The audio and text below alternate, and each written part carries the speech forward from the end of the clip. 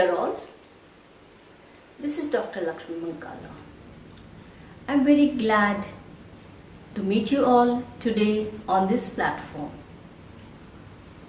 Today I am going to talk about metaphysics, what is the importance of it and how it is useful and helpful in our lives. Metaphysics. First let us learn what is the meaning of this word. Physics, as you all know, any matter or any object which occupies a space in this physical world, we should be able to see it, feel it by our five senses, either by hearing, by seeing, by touching, and it should have certain shape and size and weight. So this is what the physical science tells us about everything. That means it should be proved that it is existing, and we should be able to see with our eyes or with our five senses. But metaphysics, meta means beyond or above, physics. So beyond this physical world, there is a metaphysical world. Actually, in my opinion, I feel this metaphysical world is controlling and ruling the physical world. The metaphysics is something deals with things which we cannot prove in the physical form, like we cannot show in size, shape or weight, but they are in the energy form or the subtlest forms, and they are the metaphysical elements only we can experience in our lives, but we cannot show them as such in the physical form. But it doesn't mean that they are not existing. They do, because for example, if you say love, the feeling of love is felt by us, by you, but can you show it in any form? No. Similarly is our belief system. Can you show blessings?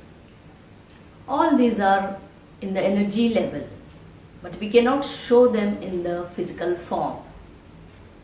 But they do exist and they are controlling our whole life. Before going into the metaphysics, let us first learn about our body, what it is made up of and how it functions. Our body starts with a single cell which is called zygote. You must be knowing.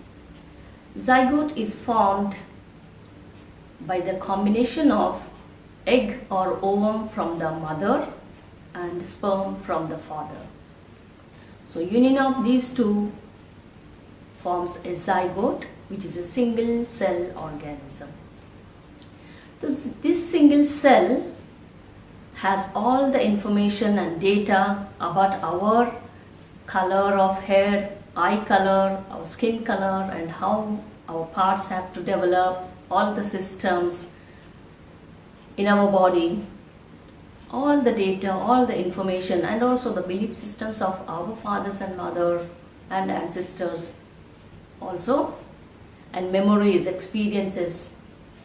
All the information and data is stored in this single cell. And in the course of 9 months in the mother's womb, this single cell, the zygote, multiplies and multiplies, remultiplies, and then it is by the end of 9 months, it is completely formed into a human baby, which is ready to survive on its own individually and independently. So again, the body of the baby or us is made up of, as I said, we start our life from single cell, it divides and redivides and forms into a full formed body. That means our body is a pool of trillions and billions of cells. So we are a combination of trillions and billions of cells that forms our body. But our body is not just filled with cells as such. All the cells, they unite in different combinations and form different organs and systems which constitute our complete body. So let us see first in detail what it is. Cells, if they combine together in a group of cells is called tissue.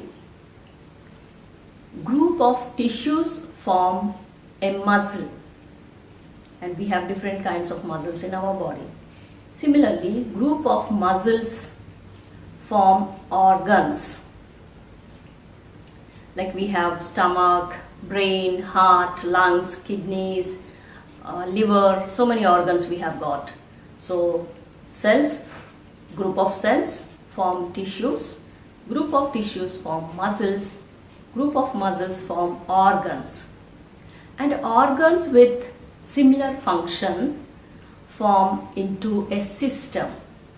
So that's why we have different systems in our body, like circulatory system formed with heart and arteries, veins, and nervous system which has brain and nerves, spinal cord, and muscular system, bones and muscles, reproductive system where we have reproductive organs, excretory system, kidneys, ureter, urinary bladder, so digestive system, all the digestive organs like stomach, intestines, esophagus, all this constitute digestive system, and integumentary system, that is nails, hair and skin, which covers whole of our body. So all these systems put together is our complete body. So this is the formation, or this is the constitution of our body. Now, as I said, we started our life with a single cell, that is zygote. So our body, as I said, we are collection or group of cells form our body. So every cell in our body has that information and data, healing powers, everything about our experiences, beliefs, thoughts, everything. Each and every cell of our body has that information and data. And in medical science, it is told that genes decide our character and behaviors.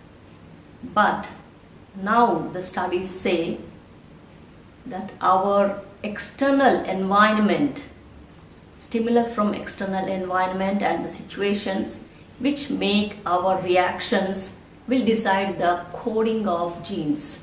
That means the gene coding, the coding of the genes can be changed by the external stimuli in the surroundings which were born and brought up, and also the reactions, the interactions with the people, the emotions we develop, the feelings we have, all these develop and decide the coding of genes.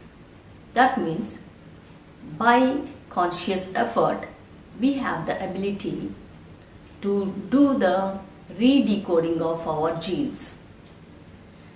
In medical science, again, it says that certain diseases like diabetes or hypertension is a genetic disorder. So if your parents are suffering from diabetes, the children are supposed to get, because they have it in genetics or in genes. But this is the other way around. Other way it is true. As parents, we get some information and the belief system, thought process we get from our parents when we take birth. Based on that information and the same food habits which we follow from our parents, same kind of belief system we have, and same kind of, maybe similar kind of thought process. So this all may lead to developing that same disease which our parents have. So that means the same kind of habits and belief systems may develop into the same disease, but it's not that the genes are dictating or deciding the disease. So same habits, same belief systems, same thoughts and same reactions to the same situation as our parents, maybe that again codes our genes to develop into that disease. So that's how it is told in medical science, that these certain diseases are genetic in nature. So by our conscious effort, we can decode or we can change the coding of our genes by changing our belief system, by changing our thought process, and by changing the reactions of what we give, by changing our way of thinking and perception. So, and also one more important thing is our cells, when we are born till our death, they are not the same cells. I mean to say that each cell is not so long living. Each cell has got a certain lifespan. Like RBC or red blood cells have 120 days of lifespan. That means after 120 days they die and new cells are produced. Similar thing happens, like liver cells have 300 to 400 days of lifespan. So similarly we have different stomach cells, or the epithelium of stomach has only 4-5 days of lifespan. So on, different cells in our body have different lifespans. That means they are continuously being replaced with the new cells. So now when we talk about metaphysics here, our belief system is very, very important, because many things we do out of our belief. We are driven by our belief system. Our beliefs decide how we behave and think and perceive the world. Like example, if we have the belief that in the morning I have to have a cup of tea or coffee, then only I feel good all through the day. So this is our belief. So automatically we just wake up from the bed morning and go to the kitchen and prepare a cup of tea or coffee and have it. Then only we are feeling good all through the day, because we had that cup of coffee or tea. And in any case, sometime or someday, if we are not able to drink that cup of coffee, maybe we are outside or we are not able to drink that cup of coffee in the morning, then because of our belief system, because our cells are fed with that belief system, when you don't have the cup of coffee in the morning because of some reason, then we may develop some headache or not feeling fresh, sluggish, dull, and we attribute this to, oh, I didn't have my cup of coffee, that's why I'm feeling dull and my head is aching and I'm feeling whatever, dull and not active. So this we have created. This is just a belief system. By conscious effort, we can change the belief system, and as I said, when we change our belief, we change our thought, we change our habit, and we can change our behavior, and which helps to change our character. So all these are related on our belief system, and as I said, beliefs, feelings are metaphysical. So when we think something, thoughts and feelings, emotions are energy in nature, you must be knowing. So each thought, each feeling, each emotion has got different frequency. So when we develop some emotion or some thought, our cells vibrate in certain frequency which is matching with that kind of emotion or thought. So these cells store that experience or emotion or feeling is stored in the cells in the form of some information or memory. So next time when we face that same situation, or even if we just think in our mind about that situation, the cells start to vibrate in the same way as we were in that situation. If it is like anger, then we may develop anger now, even though the situation is not there. That means every cell is having that memory of that past experience. And also, based on this, we react in the same way in the same situation next time when we face, like anger. We take the example. Today, if we have anger situation and we have reacted in certain way, that is stored in our cells, and next time when again we are angry, without even thinking or taking pause, the cells and our body immediately reacts in the same way. That becomes our habit. So our cells are, and the information in the cells is very, very important. And as I said, this all is because of our belief and thought process. So it is very important to consciously change our thoughts, our beliefs. When we change our beliefs and thoughts, this helps for controlling and changing our emotions, which in turn helps in healing our body.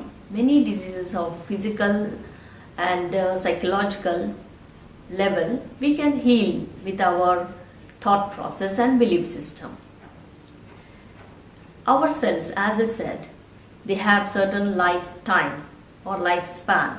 So certain cells at this moment, certain cells are dying because they are already old, and certain cells are actively preserving our body and functioning and working for us, and certain cells are yet to be born. That means there are 3 stages at every fraction of second: creation, preservation and destruction. So certain cells are dying, certain cells are working for us, and other set of cells are yet to be born. So how we can heal or how we can change our belief system? By changing our beliefs and thoughts consciously with our effort, we can change and heal our diseases. Like example, if a person is suffering from diabetes, he or she keeps thinking and saying to others also that I am diabetic. He keeps thinking, oh, I am diabetic, so I should not eat sugar, I should not take sweets. So he keeps on thinking and giving the same information, same command to the cell that you are diabetic. So the cell has the memory that, oh, I am diabetic, so I have to behave in a certain pattern. But as I said, this cell which is now actively working may die tomorrow, and a new cell is going to be born. So by consciously changing our thought, we have to think in a certain way, like I am perfectly healthy. If you give this thought to your cells, then slowly and gradually the old belief or the old thought, old memory is replaced with this new thought that you are perfectly healthy. So the newborn cell which is going to take birth, maybe next moment, the new information is stored in it that you are perfectly healthy and happy. Then the old cell which was having the information and memory of being diabetic is going to die. So the new cell will have the new information that you are healthy and active, perfectly healthy. So again, day after tomorrow, day after tomorrow, as you keep on doing this, one day all the cells in your body will be filled with the new information that you are perfectly healthy and happy. So that's how your health will be restored. So it is very, very important what you think, how you think, and what you believe and what you talk, because our body and our cell reacts according to our talks, our thoughts, our belief system. So metaphysics, as I said, this is how we can apply and cure our diseases completely, and also our emotions can be controlled, and our thought process can be changed consciously and give new memory to ourselves, which will help, as I said, to rewrite the coding of genes. So do try and try to activate and give new information to yourselves. So now let us know something about our emotions. We all know we face so many emotions in our life: happiness, sadness, crying, jealousy, hatred, and so many other emotions. And again, these emotions are energy in nature. So it is very important to release these emotions, but not to store them in our body. Sometimes many people control their anger, or if they feel sad and they want to cry, they hold their tears. That is not good actually, because that energy is stored in our body, and after some time it may develop into physical ailment. Like for example, if you suppress anger, if you don't express and suppress it, it may be stored in liver. Similarly, if there is grief because of loss of someone, or because of any reason, if there is sadness and grief and we are not expressing or releasing it, it may be stored in lungs and we may develop some problem in the lungs. Similarly, there are different parts where different emotions are stored, because that emotions, as I said, is energy and we have to release them.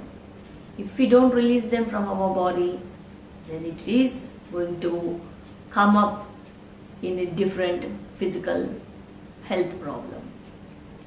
So it's not necessary that if you get anger, you have to release it by shouting or beating others, but there are other ways to release our emotions.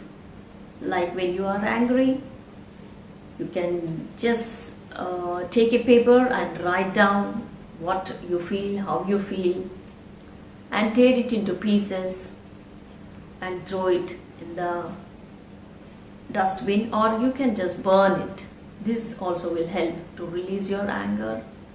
And also one more best way is, according to the book Atisha Prajna Vedam, written by Osho, in that he says, whenever you have anger or any kind of emotion, let us take the example of anger. It is said that this universal energy, the pure energy, is shown in these different forms, whether it's positive, negative, or neutral. So all of our emotions are also a form of pure energy. So, but it is exhibiting as anger or negative energy. So the book says, when you get angry or even sadness or whatever emotion, but let us take the example of anger, sit with that. Don't try to divert your mind in something like seeing movies or talking to your friends, and don't divert and don't try to suppress your anger or any kind of emotion. Just stop your work and sit with yourselves and deal that anger. If you go deeper and deeper into your feelings and how you feel in your mind, body, just focus only on the sensation of that anger or any sadness, whatever emotion you get. If you go deeper and experience that more and more deeper, you will see that it slowly evaporates, and finally at the end you will feel happiness or anandam. So because the pure energy has taken the form of anger or hatred or sadness, all these forms are taken by the pure energy, which is nirakaram. So this is also one way where we can sit and just deal the emotion which is converted into happiness. But never suppress it or store it in our body. As I said, each cell has memory, so they will store that information, and if that information is stored for a longer time, it may develop into physical problem. It may come up into any disease. One more important thing about metaphysics and our thought process is, when we are thinking something negative about others, we are connected, or we are in that channel of negativity. This can be explained with the TV set. We have a TV set in our home and there is a remote. If we want to connect our TV set to some channel like BBC or CNN or whatever channel, when you select that number, that channel gets connected. That means what channel you choose, you will be getting connected with that. But other channels are there existing in the air, but we get connected because we chose that channel. Same thing happens when we are thinking negative. We are connected with the negative channel. That means we send negative thoughts, so negative thoughts and negative reactions only come to us. That means if we think or say something negative about others, the same negativity come to us because we are in that channel. So be careful when you are thinking and talking about yourselves or others. As I said, your cells are listening and they store all the information and all the thought processes. Before you say what you think to others, first the thought is heard by you, and that word also is heard by you and your cells. So be very careful when you think about yourself and also about others, because your cells are listening. There is a saying in Sanskrit which says yad bhavam tad bhavati. That means as you sow, so you reap. So it is up to us what kind of thoughts and belief systems we create or we feed ourselves with. So that's what comes to us, because we vibrate in that frequency and we attract that kind of energies. If we are in a positive mode or positive thinking, as I said, we connect in the positive channel, then we attract the positive things and good things in our life. If we are in the negative mode and negative thinking, then we vibrate in the negative frequency and we attract negative things in our life. So it is completely our free will what to attract, what to get in our lives. So take responsibility, take charge of your life and try to change your thoughts and belief systems, and accordingly your habits and behavior, and which helps to build your character. Okay friends, so this is what I wanted to share with you about metaphysics. Thank you. Namaste.